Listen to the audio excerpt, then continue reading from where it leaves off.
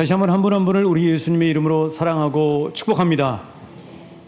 오늘 우리 신앙생활에 있어서 매우 중요한 주제인 교제에 대한 얘기를 하려고 합니다.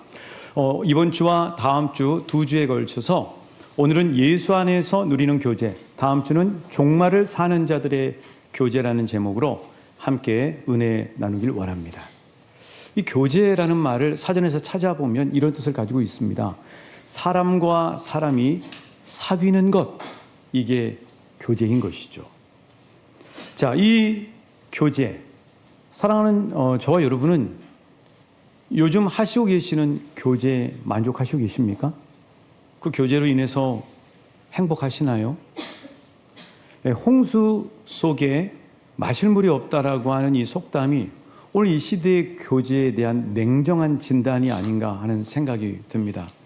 오늘 이 시대는 그 어떤 시대보다도 사람들이 교제할 수 있는 수많은 수단과 방법들을 가지고 있습니다. 손에 들고 있는 핸드폰, 그것을 통해서 어느 곳에 가든지 누구에게나 생각나는 사람과 전화 통화로 교제할 수 있습니다. 또 사람들이 많이 쓰고 있는 인스타그램이나 또 카톡, 또 문자 이런 것들을 통해서도 글로 마음을 표현하고 교제할 수가 있죠. 이 온라인이라고 하는 공간 속에서 오늘 이 시대의 사람들은 동시대에 적게는 수십 명, 수백 명, 수억 명하고도 한 번에 교제할 수 있는 시대가 오늘 우리가 살고 있는 이 시대입니다. 또 밖에 나가보면은 우리가 몸담고 있는 친목회, 또 취미 동아리, 또 동창회 모임, 향후회, 직장 모임, 학교 모임, 수많은 모임들이 우리의 발 딛는 곳에서 펼쳐져 있죠. 그런데 여러분, 이렇게 많은 교제 횟수 그리고 교제 공간들이 있음에도 불구하고 아이러니컬한 것은 오늘 이 시대의 사람들이 그 어느 때보다도 고독감과 외로움을 많이 느끼고 있다는 사실입니다. 가장 최근의 조사가 나와 있는데요. 엠브레인 트렌드 모니터라고 하는 곳에서 2026년도 4월 7일부터 10일까지 전국에 있는 남녀 19세부터 59세 1000명을 표본 조사한 내용입니다. 자, 저기 위에 밑줄 그어져 있는 데를 보시면은요, 한국인들의 반 이상이 일상에서 외롭다고 느끼고 산다는 거예요. 그럼 아이러니하지 않아요? 수없이 교제가 많은데 왜 외로울까요, 여러분? 그 이유는 뭘까? 그 이유는 지금 이 세상에서 이루어지고 있는 교제는 실은 정보 수준의 교제이기 때문입니다. 사실 진정한 교제는 마음과 마음이 닿는 교제죠. 눈과 눈이 부딪히고 마음과 영혼이 서로 이렇게 와 닿는 교제. 그래서 유진 피터슨 목사님은 교제가 뭐냐? 교제는 나의 자아가 상대방의 자아 안으로 들어가는 거다, 이렇게 얘기를 했어요. 그에 반해서 오늘 이 시대의 교제는 어찌 보면 좀 거달기식이죠. 정보를 주고받는 수준의 교제라고 할 수 있습니다. 이걸 커넥션이라고 그러죠. 그래서 오히려 이 사람들은 코로나 이후로 깊은 교제를 부담스러워해요. 불편하거나 무겁거나 내가 많이 쏟아야 될 교제들에 대해서는 적극적이지 않고 좀 가벼운 교제, 부담이 없는 교제, 정보를 주고받는다든지 아니면 사회생활에 이익이 될 만한 것들이 있는다든지 아니면 내가 필요하는 것들을 채울 수 있는 그런 수준 정도의 교제만을 얇게 결합하는 것을 원하고 있다는 사실이죠. 그런데 문제는 이러한 교제가 내가 잘 나가고 평온할 때는 별 문제가 안 돼요. 그런데 정작 내가 가장 힘들고 위로가 필요하고 그리고 내 삶이 무너져서 위기의 순간 가운데 처할 때는 그렇게 많은 네트워크가 있고 수많은 사람들하고 교제하는 것 같은데 정작 나는 너무나 큰 고립감과 외로움 가운데 혼자 버텨야 된다는 사실이에요. 어떻습니까, 여러분? 여러분도 이 시대의 이런 상황에 대해서 공감하십니까? 고개를 끄덕끄덕 하시네요. 자, 그렇다면 교회에서의 교제, 정확하게 얘기하면 예수 안에서의 교제는 대체 무엇이 다를까요? 자, 하나님은 교회 안에서 교제, 예수 안에서 이 교제를 힘쓰라고 말씀하시죠. 히브리서 10장 24절에 보면, 25절에 보면 모이기를 힘쓰라 하고 말씀하고 있어요. 자, 그렇다면 예수 안에서 모이는 이 교제 안에는 대체 어떤 신령한 유익이 부어져 있길래 하나님이 이렇게 모이라고 명령까지 하실까요? 오늘 초대교회의 교제의 모습을 함께 보기를 원합니다. 오늘 말씀 2장 42절입니다. 그리고 46절도 함께 봉독하실게요. 시작. 그들이 사도의 가르침을 받아 서로 교제하고 떡을 떼며 오로지 기도하기를 힘쓰니라. 날마다 마음을 같이하여 성전에 모이기를 힘쓰고 집에서 떡을 떼며 기쁨과 순전한 마음으로 음식을 먹고. 자, 초대교회 성도님들은 대체 뭐가 좋아서 우리처럼 교회에서 모여서 교제하는 것만으로도 부족한지 집집마다 다니면서 함께 교제하기를 기뻐하고 힘썼을까요? 그 안에는, 초대교회 안에는, 예수 안에서 누리는 교제에는 어떤 특별한 것들이 담겨져 있을까요? 첫 번째, 예수 안에서의 교제는 하나님과의 교제를 누릴 수 있는 축복이 있다는 사실이에요. 한번 따라해 보실까요? 예수 안에서 누리는 교제는 하나님과 교제하는 축복이 있습니다. 여러분, 우리가 믿기 전에는 어땠습니까? 믿기 전에 하나님하고 교제하셨어요? 믿기 전에는 하나님을 부인도 했고 또 하나님과 우리 사이에 베를린 장벽처럼 어마어마한 죄의 벽이 가로막고 있었죠. 그런데 우리 예수님이 이 땅에 오셔서 그 엄청난 죄의 벽을 십자가의 죽으심으로 당신의 보혈을 통해서 무너뜨리셨습니다. 과거에는 하나님과 우리 사이에 엄청난 이 죄의 담벼락 뒤에서 혼자 쓸쓸해하고 공허해하고 외로운 마음을 달래야 됐습니다. 그런데 우리 예수님이 오셔서는 이거를 무너뜨림으로 하나님과 우리 사이에 교제를 열어주시는 축복을 누리게 됐다는 사실이에요. 자, 오늘 말씀 에베소서 2장 14절 그리고 16절 말씀에서 확인해 보죠. 시작. 그는 우리의 화평이신지라 둘로 하나를 만드사 원수된 것 곧 중간에 막힌 담을 자기 육체로 허시고 또 십자가로 이 둘을 한 몸으로 하나님과 화목하게 하려 하심이라. 원수된 것을 십자가로 소멸하시고. 그렇습니다. 그래서 이제는 예수님의 이름으로 그리고 우리의 가슴에 발라져 있는 예수님의 보혈로 하나님 앞에 담대하게 나갈 수가 있어요. 자, 오늘 하루도 하나님 앞에 불초하게 죄 짓고 또 연약했지만 그럼에도 불구하고 이미 우리 마음 가운데 발라져 있는 예수님의 보혈의 은혜로 하나님 앞에 나가도 죽지 않습니다. 하나님 우리를 받아주셔요. 물론 거기서 하나님 앞에 하나님 오늘 뜻대로 살지 못했습니다. 용서해 주세요 하고 회개하는 것은 정말 필요하겠죠. 그러니까 예수님의 은혜로 하나님과 우리 사이가 서로 통할 수 있는 교제의 축복이 열렸다는 사실이에요. 자, 요한일서 1장 3절 말씀이 바로 진정한 예수 안에서의 교제가 뭔가를 말씀해 주죠. 시작. 우리가 보고 들은 바를 너희에게도 전함은 너희로 우리와 사귐이 있게 하려 함이니 우리의 사귐은 아버지와 그의 아들 예수 그리스도와 더불어 누림이라. 전쟁에 비유하면, 전투에 비유하면 이런 것입니다. 과거에 예수 믿기 전에는요, 그 첩첩산중에서 작전을 펼쳐야 되는데 무전기로만 연락할 수 있는 거예요. 근데 문제는 뭐냐? 무전기가 한도 끝도 없이 연락되는 게 아닙니다. 엄청난 산악 지형에 막히거나 또는 무전기가 통할 수 있는 일정한 거리 이상을 벗어나면 전혀 지원 요청을 받을 수가 없는 거예요. 그게 예수 믿기 전에 과거의 우리의 모습이었어요. 그러니까 고작 우리를 도와줄 수 있는 사람들이 몇 옆에 있어도 실은 그들에게 온전히 다 도움받을 수 없었던 거죠. 그러나 여러분, 현대전은 어떻습니까? 현대전은 첩첩산중에 갇히고 또 좌우 옆 사방이 막혀도 하늘이 뚫려 있어요. 하늘을 쳐다보면 뭐가 있냐면 인공위성이 떠 있어요. 그 인공위성을 통해서 연결을 하면 우리의 본부에 연결이 돼서 언제 어느 곳 어떤 상황에서든지 계속해서 통신을 하면서 지원 요청과 보급 요청을 받을 수 있게 됐다는 사실이에요. 예수님이 오셔서 하늘이 뚫린 것입니다. 저와 여러분의 인생의 전쟁 가운데서 하늘이 뚫렸어요.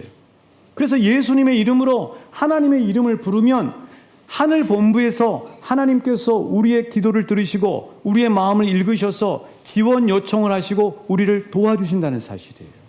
그러니까 하나님 앞에 관계가 열리는 것이 얼마나 큰 축복입니까?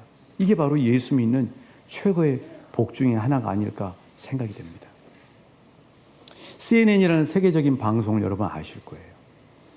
이 방송이 창업된 지 4년 정도 지났을 때 저 중동 특파원 제리 레빈이라고 하는 사람이 그곳에 특파원으로 가 있었습니다. 이 레바논의 베이루트에서 취재를 하다가 회교 무장단체에 의해서 납치되고 말았습니다.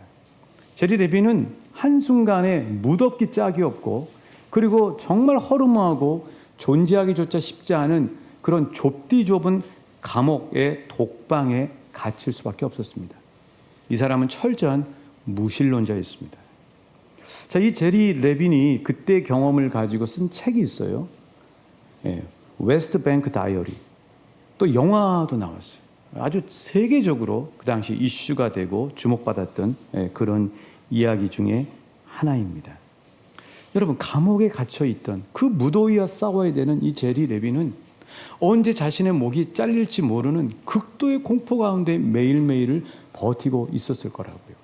그 상황에서는요, 아마 삼중고의 어려움이 있었을 것입니다. 무더위에 죽던지, 절망에 갇혀서 죽던지, 아니면은 살해당해서 죽던지, 그런 최악의 상황 가운데 있었죠. 여러분, 그런 상황에 처하면 사람들은 주로 그럴 때 어떻게 행동을 해요? 지푸라기를 잡죠. 독실한 믿음의 사람인 자기 아내 시스 레벤이 아주 오래전에 귀가 따갑도록 얘기해 준 그 이야기가 그 극한 상황에서 떠오른 거예요. 여보, 하나님은 살아계셔. 하나님은 어느 곳에서나 함께 하셔. 이 이야기가 떠오른 거예요. 그래서 제리 레빈은 미치지 않기 위해서, 그곳에서 자기 마음의 평안을 지키기 위해서 난생 처음으로 딱딱한 감옥의 바닥에 무릎을 꿇고 이렇게 하나님을 찾았습니다. 하나님, 정말 살아계신다면 저를 살려주세요. 제가 죽을 것 같습니다. 저를 안전하게 집으로 돌아가게 도와주세요. 그는 사자굴과 같은 이 어마어마한 환경 속에서 무려 11개월 보름을 잘 버틴 끝에 기적적으로 탈출해서 건강하고 평안한 모습으로 자기 가족들 품에 돌아올 수 있게 됐습니다. 그런데 이 제리 레빈이 그 지옥과 같은 그런 상황에서 견딜 수 있었던 비결은 뭐냐? 사방이 우겨쌈이 당겨져 있어요. 어디가 뚫려 있어요? 어디가 뚫려 있어요, 여러분? 하늘이 뚫려 있어요. 자기 아내의 이야기를 통해 하늘이 뚫려 있다는 사실을 안 거예요. 자기가 믿건 안 믿건 하나님께서 계신다는 사실, 그 하나님을 붙잡아야 된다고 하는 사실을 알게 된 거죠. 그래서 여러분, 이 제리 레빈은요, 이 사건 이후에 크리스찬이 됩니다.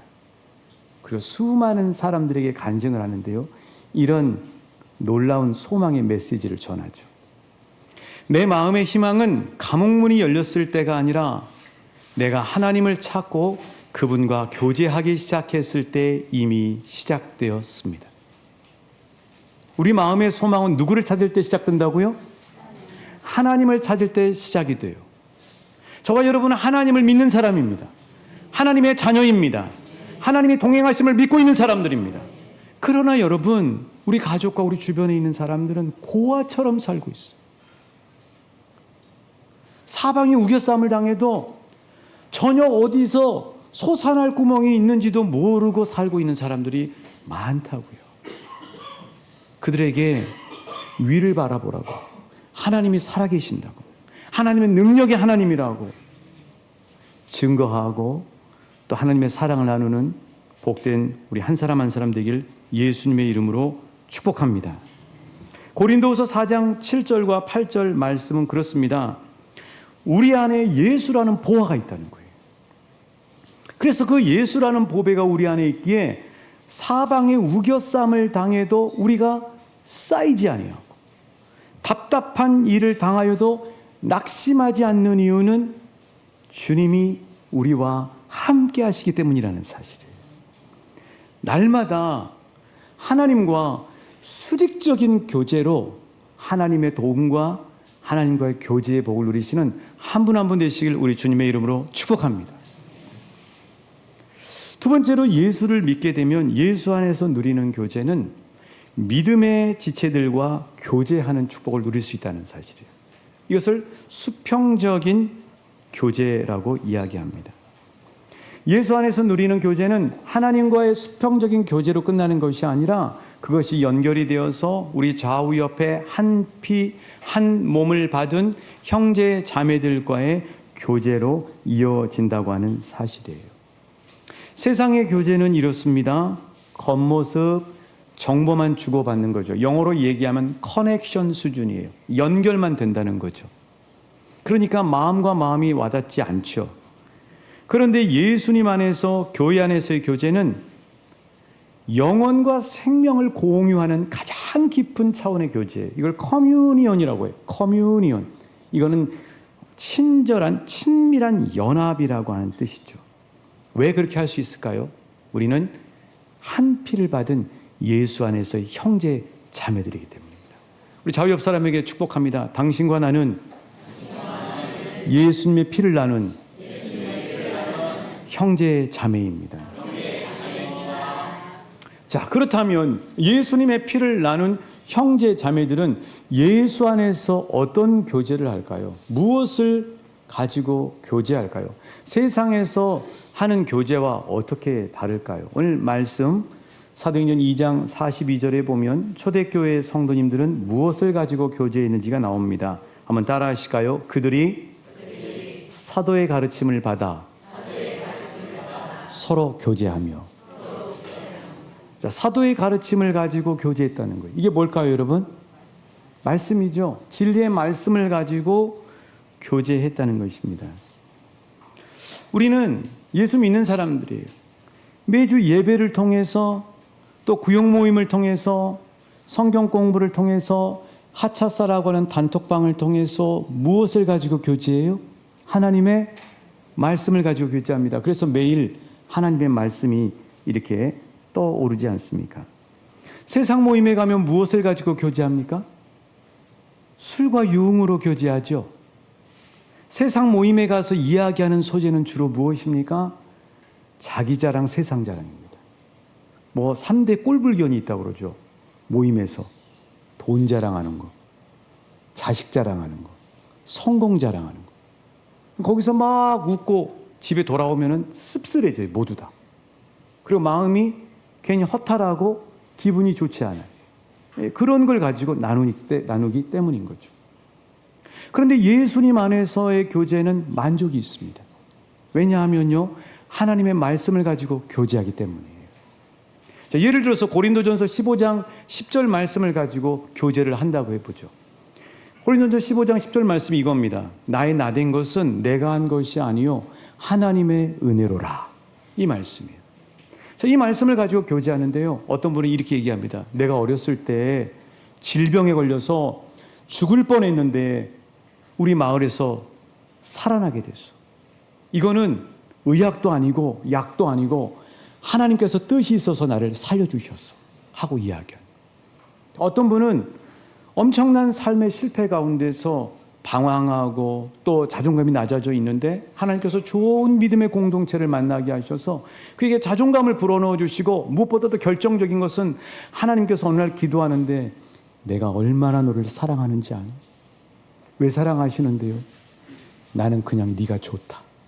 그 하나님의 사랑을 받아서 회복됐다는 이야기를 하는 거죠. 나의 나된 것은 내가 한 게 아니고 하나님의 은혜로 됐습니다. 어떤 분은 삶에 엄청난 위기가 와서 넘어야 될 산이 있는데 도저히 넘어갈 수 없는데 그 상황 속에서 1의 방법도 아니고 2의 방법도 아니고 제3의 방법, 상상치 못했던 제3의 방법을 하나님이 열어주셔서 그 위기를 넘어가게 하셨어요 하고 나누는 거예요. 여러분, 이렇게 진리의 말씀을 가지고 나누면 어떤 일이 벌어집니까? 그 사람이 그렇게 은혜 받은 게 배가 아픕니까? 절대 배가 아프지 않습니다. 왜요? 그에게 은혜 주신 예수님은 나의 예수님이기 때문이에요. 그에게 은혜 주신 하나님은 나에게도 동일하게 역사해 주시기 때문이에요. 그러니까 서로 힘을 얻고 서로 위로가 되고 소망을 갖게 되고 말씀을 붙잡게 되고, 그리고 함께 깊은 영혼의 터치를 경험하면서 참 만족을 누리게 되는 거죠. 그래서 예수 안에서 누리는 교제는 이렇게 우리에게 참 만족을 준다는 사실입니다. 사랑하는 우리 한 분 한 분 성도님들이 정보가 아니라 진리의 말씀으로 교제하셔서 영혼이 즐거워지고 마음이 기뻐지고 육체가 강건해지는 복을 날마다 누리시길 우리 주님의 이름으로 축복합니다. 두 번째로 예수 안에서는 무엇을 가지고 교제하냐면요, 기도로 교제합니다. 뭘로 교제한다고요? 여러분, 세상에서는 속마음을 쉽게 털어놓을 수가 있을까요? 나의 약점이나 힘든 사정을 이야기하면 그 순간 그것이 소문이 되거나 상대방에게 나의 약점을 찌를 수 있는 칼자루를 쥐어주는 거하고 똑같은 꼴이 되기 십상이죠. 거기다가 사람들은 내가 힘든 얘기를 하면 들어줄 여유가 없어요. 다 힘들기 때문에 힘든 얘기하면 다 싫어합니다. 웃기는 얘기, 재미있는 얘기, 즐거운 얘기, 잘 되는 얘기하면 좋아하죠. 누구도 들어줄 여유가 없어요. 그런데 교회 안에서는 내 아픔과 슬픔을 나눌 수가 있어요. 왜 그렇습니까? 우리는 서로를 위해서 기도해 주는 관계이기 때문에. 그래서 예수 안에서 만나는 교회 공동체, 믿음의 공동체는 이런 공동체라고 말씀하십니다. 로마서 12장 15절 말씀이죠. 시작. 즐거워하는 자들과 함께 즐거워하고 우는 자들과 함께 울어줄. 그렇죠. 자, 여러분, 우리의 가장 어려운 상황에서 진짜 나를 위해 기도해 줄 수 있는 공동체 모임은 어디예요? 왕춘교회죠. 왕춘교회밖에 없어요. 믿음의 공동체밖에 없다고요. 여러분, 이 공동체 안에 불러주신 것에 감사하실 수 있기를 축복합니다. 나를 위해 기도해 주는 사람. 야고보서 5장 16절 말씀도 이렇죠. 시작. 그러므로 너희 죄를 서로 고백하며 병이 낫기를 위하여 서로 기도하라. 의인의 간구는 역사하는 힘이 큼이니라. 뭐예요? 마태복음 18장 19절 말씀, 메시지 성경입니다. 그렇게 기도할 때 어떤 역사가 일어나는가? 시작. 내가 진심으로 말한다.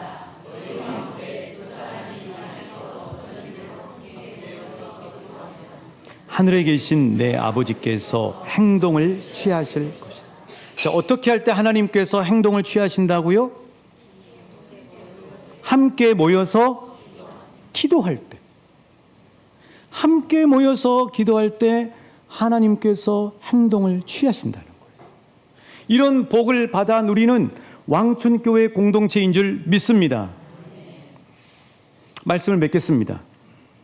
2000년 전에 이 땅에 우리를 구원하기 위해 오신 예수님은 이 땅에 계시다가 떠나셨을 때 단 하나의 흔적도, 보이는 흔적도 남겨놓지 않으셨어요. 당신이 태어나셨던 마국간, 그것을 생가로 기념관으로 만들어지지도 않았고, 또 열심히 뛰놀며 자라셨던 나사렛 그 사하셨던 집터도 흔적도 없습니다.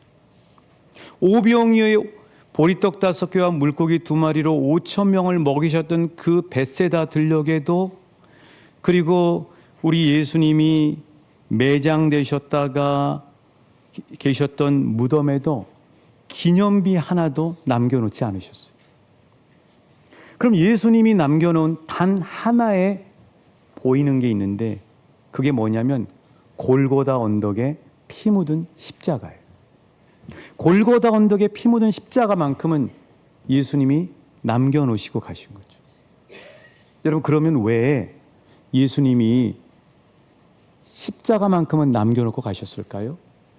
이 십자가가 뭘 얘기해요? 수직으로 세워져 있는 나무는 이제 내 피를 의지해서 하나님과 언제든지 교제를 누려라. 수평으로 되어 있는 나무는 내가 너희를 목숨을 다해 사랑하고 용서한 것처럼 너희도 서로 사랑하고 용서해서 교제하라 하고 주님께서 남겨 놓으셨다고 믿습니다. 모든 인생은 연약합니다. 모든 인생은 외로워요. 모든 인생은 유한합니다. 그래서 이 세상 모든 사람들에게 수직과 수평의 통로가 되는 십자가가 필요하지 않은 사람은 단 한 사람도 없습니다. 이번 한 주 동안 산만하고 그리고 무의미한 접속에 지친 세상의 영혼들을 향해서 다가가시길 예수님의 이름으로 축복합니다. 오늘 예배가 끝나면 각 부서방과 구역으로 모여서 세상 얘기하지 마시고 월드컵 얘기하지 마시고 지난 상반기 동안에 내 삶 가운데 베풀어 주신 하나님의 은혜를 한 가지씩 나누시고, 또 하반기를 다음 주부터 시작하시면서 이런 기도 제목이 있어 함께 기도해 줘 하고 나누는 참으로 복된 진정한 예수 안에서의 교제를 누리는 우리 왕춘교회 공동체 되시길 주님의 이름으로 축복합니다. 하나님, 우리 왕춘교회가 온전한 십자가 교제의 공동체가 되어 외로움에 신음하는 이 세상 모든 사람들의 마음의 언덕 위에 진정한 교제의 십자가를 세워주는 하나님의 동역자들이 되기를 간절히 원하시고 계십니다.